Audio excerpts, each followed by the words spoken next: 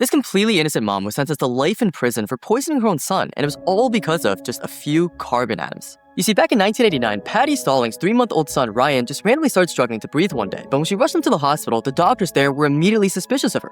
Since healthy babies don't usually start struggling to breathe out of nowhere, they did some tests and were horrified to find traces of ethylene glycol in Ryan's blood, also known as antifreeze. To make matters even worse, right after Patty was finally allowed to visit Ryan again, he suddenly became even less healthy and soon passed away.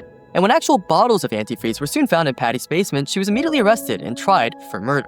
Despite insisting that she was innocent, no one believed her, and she was soon given life in prison at just 25 years old. Now, what was really strange was, while Patty was in prison, she just so happened to give birth to another son named DJ, and although she was never allowed any contact with him, he too soon started developing symptoms of antifreeze poisoning. When doctors did some more testing, they realized that DJ actually had an extremely rare genetic condition called MMA that causes your body to produce a compound that just so happens to be a single carbon different from antifreeze. But although this should have been raising tons of red flags as to Patty's guilt, no one really cared enough to look into it apparently, so she just remained in prison. It wasn't until months later when a biochemist named William Slide just so happened to watch Patty's case on Unsolved Mysteries that he finally realized she was probably innocent. After months of research and testing, he actually ended up successfully proving that Patty's first son also had MMA, and that most labs couldn't even tell the difference between the MMA compound and antifreeze. And because of William, Patty was finally set free after 2 years in prison, and she later went on to win a multi-7-figure settlement.